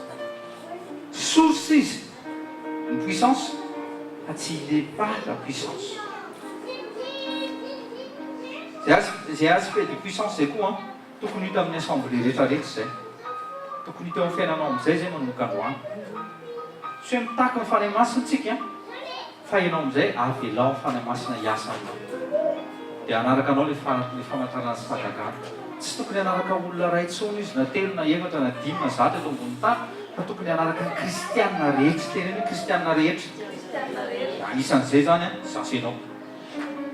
Jesosy rehefa nampianatra ao anaty baiboly tsy mibase tamin'ny puissance zany mihitsy. Tsy mibase tamin'le puissance izy, fa mibase tamin'ny fanahy masina foana izy. Hoe angataka amin'ny fanahy masina. Izy tsy nangataka andeha angataka puissance avy any an-danitra koa izy. Angataka consolateur. Ianao zao raha mihatra zany, atao inona consolateur? Tsy consolateur tsy consolé mihitsy ny zavatra tedaviko zao fa higagner. Kanefa consolateur ny alefany aminao. Zany zavatra tena satria rehefa anananao consolateur dia anananao puissance amen. Zay ny izy. Satria izy miaraka amin'ny puissance. Raisinoty indray. Ny assemblée refusé une puissance surnaturelle de Dieu dia refusé catégorique mihitsy ny aspect Saint-Esprit iray manontolo. Nefa misy ny assemblée samy joro fa hoe kristianina nefa mirefusé ary miteny ratsy ny fanahy masina mihitsy ary ny sasany hoe tsy avy fanahy masina zany. Mandahy miracle. Andremo.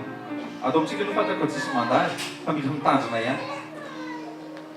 Ny religion rehetra eto ambonin'ny tany na religion chrétien misy zany religion chrétienne zany, misy ny religion évangélika ihany koa satria lasa dogme le izy iny mezantsika hoe lasa dogme évangélika zao dia hoe ianao évangélika.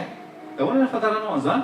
Satria ianao miparle en langue, satria ianao midera, dia satria ianao vita batisa rano natsofoka.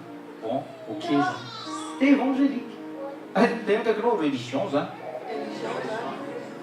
Fa tsy ao anatin'le monde ny chrétien tsy mipetraka ny anatin'izay zavatra izay hoe za zao, oui, vita batisa ny rano ianao, oui, vita batisa ny fanahy masina, miparle en langue ianao, prophétiser ianao, manasitrana marary ianao, oui.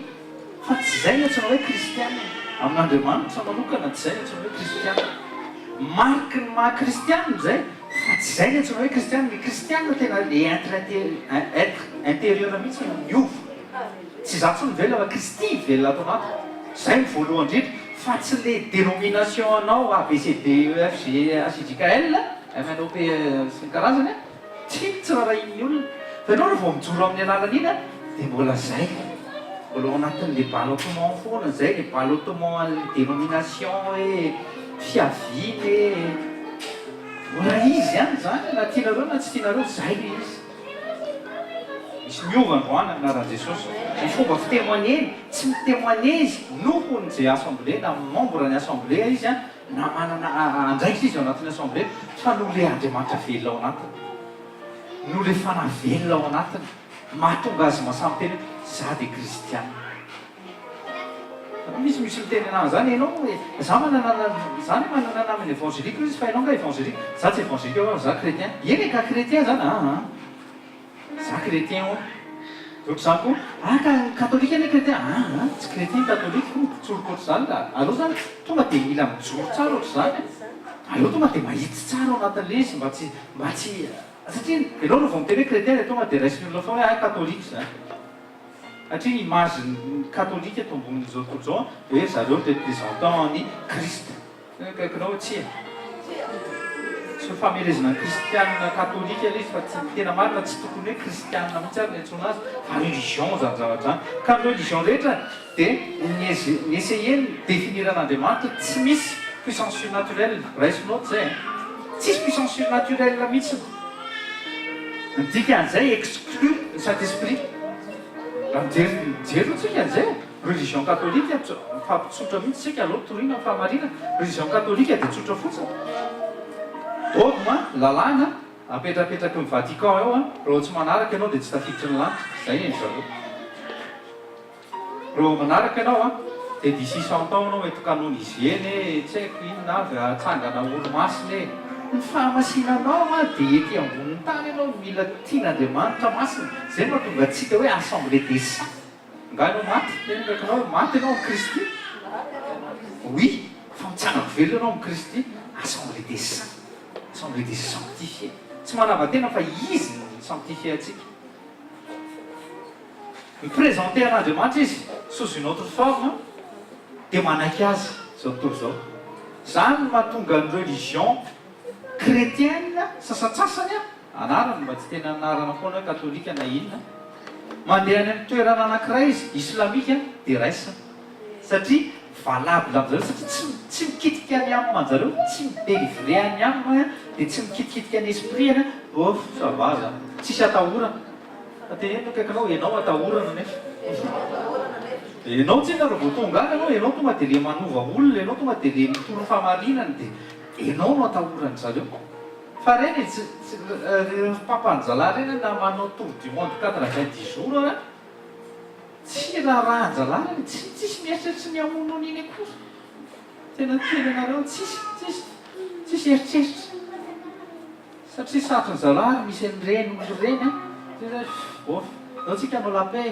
dia antsona daholo ny misy jiosy anankiray eto dia misy silamo anankiray dia misy boudiste anankiray zay misy an'izay sary zay misy fotoana tadidiko tany amin'ny 90 na 95 tany dia ary amin'ny farany misy hindouiste dia manao ohatr'izao zala hoe peo iny ozy izy ny antésaloniciens 5 ppp rotsaka tapika ozy ny fahadezerin'Andriamanitra satria tsy ao le Filipe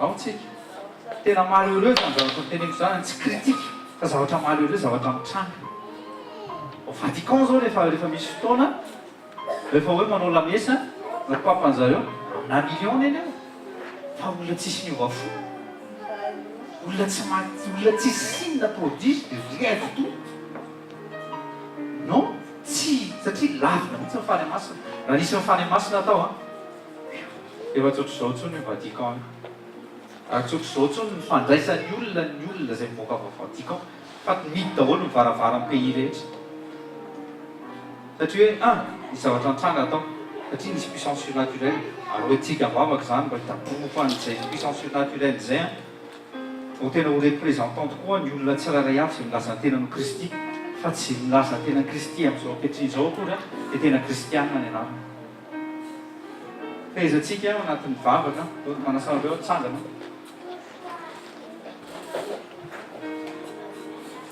raha pitso fotoana amin'ny folo za mitohy fotoana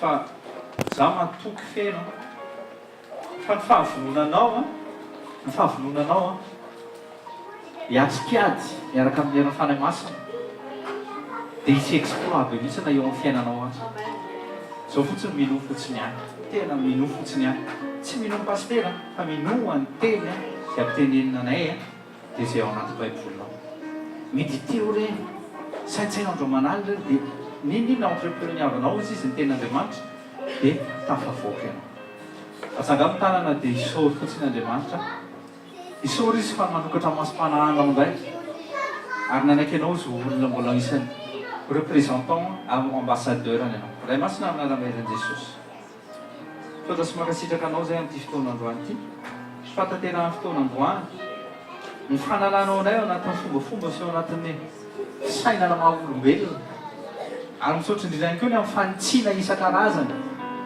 fa misy ny fahatsoana izay niainanay ary tena nitiavinay ilay izy nefa misy pah kosa efa tianao mba handehananay sy rosoanay lalindalina kokoa Jesosy ndreto izay Jesosy vangio amin'ny alalan'ny herin'ny fanainao masina ho anao izay mbola tsy tafaroso lalina ho anao izay mbola mety tsy tera-baovao ho anao izay mety mbola tsy voavonjy tsy isan'ny olona mbola voavonjy koa ianao no mamangy anay tsy akatereny fa ianao ny akofanay ary ianao ny akinanay fanay masina mahatsiaro-bavaka izay ny amin'ny fotoana amin'ny herin'ny androany Jesosy Kristy tompo ndreto izay miara-miombom-bavaka asandrato vavaka ao amin'ny ara-maherin'i Jesosy ray masina amin'ny ara-maherin'i Jesosy ianao no teny fa raha misy mangataka amina raha misy roa fanaiky aty ambony tany ka mangataka amin'ny raiko amin'ny anarako dia ho azon'izany androany zay Jesosy dia mbola manao commande manao commande zay aminao satria menao anay zany chèque en blanc zany amin'ny alalan'izany teny zany betsaka ny olona izay marary ao mety marary loha marary vatany marary ny ao anatiny ao commande zay tompo satria ety ambony tany ilaina tongotra ilaina tanana ilaina maso ilaina fanasitranana ao anaty ao fa tsy any an-danitra dia commandina daholo zany tompo mba ho livre amin'ny herin'ny androany amin'ny anara-maherin'i Jesosy avy Nazareta tompo ianao ihany koa nanome anay ny lakile ny famahana ny olona sy ny famatorana ny satana Jesosy dia androany ihany koa dia misaotra anao zay ary mananga tana zay dia misaotra fa ianao Jesosy Kristy tompo anatin'ny fiderana dia hitsana daholo na mandra irodana izay nanakatsakana anay rehetra sy ny lalanay rehetra hatramin'izay tsy afahanay mitoro eraky Frantsy ary tsy afahanay mitoro eraky Ile de France ao anatin'ny fiderana sy fiankofana ihany koa dia mahatsiaro-bavaka andreo izay mpitarika tsirairay avy zay ireo pasteur tsirairay avy reto ambassadeur anao tsirairay avy reto ny fanosorana rapitsy tompo dia akilina fianao ampelantananao ao anatin'ny fanatrehanao fanay masina fa tsy olona manositra fa zay ao anatin' izay mpanositra ihany no zarainao tompo sasao amin'ny rano sarobidy zay fa fazony rano zay dia adio dia aoka ny fonay vato hiala mba ahafahany fono ihana amin'ny nofo mba ahafahanao mampiasa anay mahery vaky ampikotrokorana mihitsiny ampiozongozona amin'ny herin'ny androany ao anatin'ny toeran'io amin'ny ara-maherin'i Jesosy tompo ny rano sarobidy ny angatahanay anadio sady ny toerana tsy hoe ny ranao kory taka ny rano arina atsipitsipy fa ny rano hoaniny manafaka sy tsy teny satana o Jesosy mangataka izay andeo anjelinao izay mitombo manodidina mba naizanaiza lalana sy ainganay na ny toerana misy anay na ny fiasanay ho arovan'izay ho tonga somatsara koa fotoana eo amin'ny Jesosy ireo olona izay efa nikasa na avany amin'ny province tonga amin'ny anaran'i Jesosy tsisy problème na train tsisy problème na transport na TGV na avion na ara-maherin'i Jesosy atsonay daholo ny fampahitana fity tsy takatry ny saina ataterahan'ny programanao raha io amin'ny ara-maherin'i Jesosy avy Nazareta tompo misaotra anao zay amin'ny fanatrehanao androany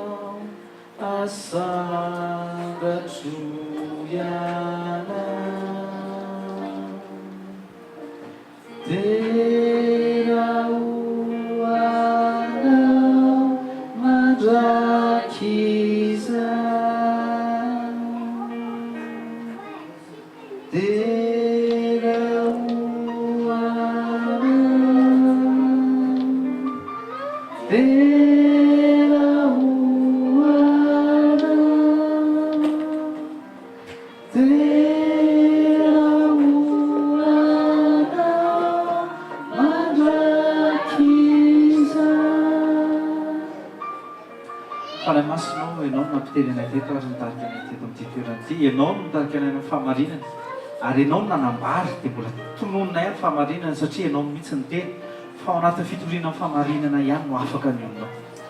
Ao anatin'ny fitoriana amin'ny fahamarinana ka tsy maintsy mitory izay teto Jesosy. Tsisy fisafosafoana, tsisy sentiment mba hahafahan'ireo olona mihaino sy manaraka anay fa ianao dia te hanafaka ny olona.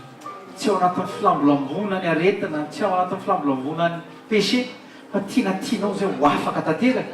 Dia izany nanambaranao fa tena efa tonga ianao ety ambony tany nitondra ny aretina, nitondra ny péché mba hahatonga anay ho voadio, mba hahatonga anay ho sanctifié, purifié. Ka misaotra anao izay Jesosy eo ny assemblée androany. Misaotra anao izay ny mikasika tsy takatry ny saina izay ataonao anatin'ny olona fa na amin'ny esprit na ny amana ankora mahatoka efa ny ao amin'ny fanatrehanao dia misy zato isan-jato mikasika eo fanahy masina. Misaotra anao ho an'i Jesosy izy amin'ny voninahitra amin'ny anaran'i Jesosy.